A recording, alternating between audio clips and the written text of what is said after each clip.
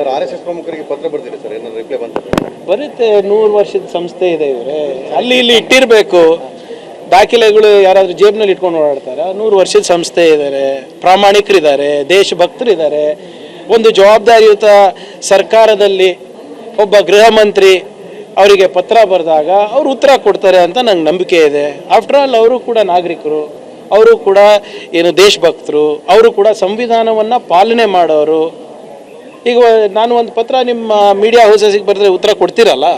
ಇಲ್ಲ, ಇದು ಸರಿಯಲ್ಲ ಅಂತಾನು ಉತ್ತರ ಕೊಡ್ತೀರಲ್ಲ? ಕೊಡ್ತಾರೆ, ಇವತ್ತಿಲ್ಲ ನಾಳೆ ಕೊಡ್ತಾರೆ. ಎಲ್ಲಿ ಹೋಗ್ತಾರೆ? RSS ವಿಚಾರ ದಲಿತರಿಗೆ ಯಾಕೆ ಬೇಕು ಅಂತ ಬಿಜೆಪಿ ನೋಡಿ, ಕೆಲವರು ಬಿಜೆಪಿನಲ್ಲಿರುವಂಥ ಕೆಲವು ಜನರು ಹೋಗಿ ಸರೆಂಡರ್ ಆಗಿದ್ದಾರೆ. ಅವರಲ್ಲಿ ಹೋರಾಟದ ರಕ್ತ ಇಲ್ಲ. ಅವರು ಚತುರ್ವರ್ಣಕ್ಕೆ ಸರೆಂಡರ್ ಆಗಿದ್ದಾರೆ, ಮನುಸ್ಮೃತಿಗೆ ಸರೆಂಡರ್ ಆಗಿದ್ದಾರೆ. ಆ ಆಲೋಚನೆ ಅವ್ರದ್ದು ಇರ್ಬೋದು. ಇಲ್ಲಪ್ಪ, ನಾವು ಅವ್ರ ಕಾಲು ಕೆಳಗೇನೆ ಸೇವೆ ಮಾಡಬೇಕು ಅಂತ. ಅದಕ್ಕೆ ನಮಗೇನು ಸಂಬಂಧ?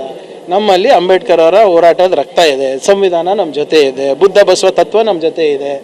ನಾವು ಜನರಿಗೆ ಏನು ಒಳ್ಳೇದಾಗಬೇಕು, ಕರ್ನಾಟಕಕ್ಕೆ ಏನು ಒಳ್ಳೇದಾಗಬೇಕು ಮಾಡೋದು ನನ್ನ ಜವಾಬ್ದಾರಿಯಾಗಿದೆ. ನಾವು ಮಾಡ್ತಾ ಇದ್ದೀನಿ. ಸರ್, ಸಚಿವರು ಇಲಾಖೆಯ ಜವಾಬ್ದಾರಿಯನ್ನು ಬಿಟ್ಟು ಬರೀ RSS ಇಂದ ಹೋಗ್ತಿದ್ದಾರೆ, ಬೇರೆ ಇಲಾಖೆಗಳು. ನೋಡಿ, ದಯವಿಟ್ಟು ಕ್ಷಮಿಸಿ ಅಪ್ಪ, ನೀವೆಲ್ಲ ಮಾಧ್ಯಮ ಸ್ನೇಹಿತರು, ನನ್ನ ಪರವಾಗಿದ್ದೀರ ಅಂದ್ಕೊಂಡಿದ್ದೀನಿ. ನನ್ನ ಕಾಗದದಲ್ಲಿ ಏನಿದೆ? ಅವರ ರಿಪೋರ್ಟನ್ನು ಉಲ್ಲೇಖಿಸಿದ್ದೀನಿ. ನನ್ನ ರಿಪೋರ್ಟಾ? ನಮ್ಮ ಗೃಹ ಇಲಾಖೆಯದು, ಗುಪ್ತಚರ ಇಲಾಖೆಯದು ರಿಪೋರ್ಟ್. ಅದು RSSನ ಒಂದು ರಿಪೋರ್ಟ್ನಲ್ಲಿ ಏನು ಹೇಳ್ತಾರೆ? ಕರ್ನಾಟಕದಲ್ಲಿ 20 ಲಕ್ಷ ಜನ ಸೇರ್ತಾ ಇದ್ದಾರೆ, 4,000 ಶಾಖೆಗಳು ನಾವು ದಿನ ನಡೆಸ್ತೀವಿ, 2,500 ಏನು ಶಾಖೆಗಳು ಮಿಲನ್ಗಳನ್ನು ನಾವು ಮಾಡ್ತೀವಿ, ಸಮಾಜೋತ್ಸವಗಳನ್ನು ನಾವು ಮಾಡ್ತೀವಿ, ಸುಮಾರು 500 ಕಡೆಗಿಂತ ಹೆಚ್ಚು ಪಥಸಂಚಲನ ನಾವು ಮಾಡಿದ್ದೇವೆ. ಕರೆಕ್ಟಾ? ಆಮೇಲೆ ಈ ಪಥಸಂಚಲನ ಇರ್ಬೋದು, ಈ ದೊಡ್ಡ ದೊಡ್ಡ ಕಾರ್ಯಕ್ರಮ ಮಾಡಬೇಕಾದ್ರೆ ಭದ್ರತೆ ಯಾರು ಕೊಡ್ತಾರೆ? ಮಹಿಳಾ ಮತ್ತು ಮಕ್ಕಳ ಕಲ್ಯಾಣ ಇಲಾಖೆ ಕೊಡ್ತಾರಾ? ಕೃಷಿ ಇಲಾಖೆ ಕೊಡ್ತದಾ? ಸೆರಿಕಲ್ಚರ್ ಅವ್ರು ಕೊಡ್ತಾರಾ?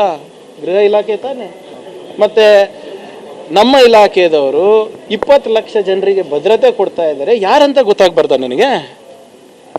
ಇದು ನನ್ನ ಕೆಲಸ ಅಲ್ಲ ಅಂದರೆ ಇನ್ಯಾರ ಕೆಲಸ? ಸೋಷಿಯಲ್ ವೆಲ್ಫೇರ್ ಅವ್ರು ಮಾಡ್ತಾರಾ? ಬ್ಯಾಕ್ವರ್ಡ್ ಇಲಾಖೆ ಮಾಡ್ತಾರಾ? ನಾನು ಅದೇ ಕೇಳ್ತಾ ಇದ್ದೀನಿ, ಯಾವ ಕಾನೂನಲ್ಲಪ್ಪ ಹೇಳ್ಬಿಡ್ರಿ ಅಂತ. ಯಾಕೆ ಇಷ್ಟು ದಿನ ಬೇಕು ಅವ್ರಿಗೆ ಹೇಳೋಕ್ಕೆ? ಪ್ರಿಯಾಂಕ್ ಸುಳ್ಳು ಹೇಳ್ತಾ ಇದ್ದಾನೆ, ಅಥವಾ ಪ್ರಿಯಾಂಕ್ ಖರ್ಗೆ ಅವರಿಗೆ ಸಂವಿಧಾನ ಗೊತ್ತಿಲ್ಲ ಅಂತ ವಾಪಸ್ ಬರ್ಬಿಡ್ಲಿ, ಅಫಿಷಿಯಲಿ ಬರೀಲಿ. ಸುಮ್ಮನೆ ಯಾವನೋ ಒಬ್ಬ ಲಾಯರಿಗೆ ಎಡಿಟೋರಿಯಲ್ ಬರ್ಸೋದು, ಸೋಷಿಯಲ್ ಮೀಡಿಯಾನಲ್ಲಿ ಹಾಕೋದು, ನಿಮ್ಮ ಮುಂದೆ ಬಂದು ಒಂದು ಅರ್ಧ ಗಂಟೆ ಡಿಬೇಟ್ ಮಾಡೋದು, ಅದು ಯಾವುದಕ್ಕೂ ನಾನು ಎದುರವನಲ್ಲ, ಅಂಜವನಲ್ಲ, ಅಥವಾ ಐ ಡೋಂಟ್ ಕೇರ್. ನಾನು ಅಫಿಷಿಯಲ್ ಆಗಿ ಬರ್ದಿದ್ದೀನಿ, ನೀವು ಅಫಿಷಿಯಲ್ ಆಗಿ ಬರೀರಿ. ಇಲ್ಲದ್ರೆ ಹೇಳ್ಬಿಡಿ ಅಫಿಷಿಯಲ್ ಆಗಿ ಲೆಟ್ರೇಟೇ ಇಲ್ಲ ನಮ್ಮದು ಅಂತ. ಲೆಟ್ರೆ ಈಗ ನೀವು ಕೇಳ್ತಾ ಇದ್ರಪ್ಪ, ದಲಿತ ಏನು ಸಮಿತಿಗಳಿಗಿದೆಯಾ, ಸಂಘಟನೆಗಳಿಗಿದೆಯಾ? ಹೌದು ಇದೆ. ಯಾವುದಿಲ್ಲ ರಿಜಿಸ್ಟರ್ ಮಾಡ್ಕೋಬೇಕು. ಹಿಂದುಳಿದ ವರ್ಗದವ್ರು ಇರ್ಬೋದು, ಅಲ್ಪಸಂಖ್ಯಾತರು ಇರ್ಬೋದು, ಯಾರಾದರೂ ಇಷ್ಟು ದೊಡ್ಡ ಪ್ರಮಾಣದಲ್ಲಿ ಅವರು ಕೂಡ ಇಂಥ ಚಟುವಟಿಕೆಗಳು ಮಾಡಿದ್ರೆ they also have to get registered.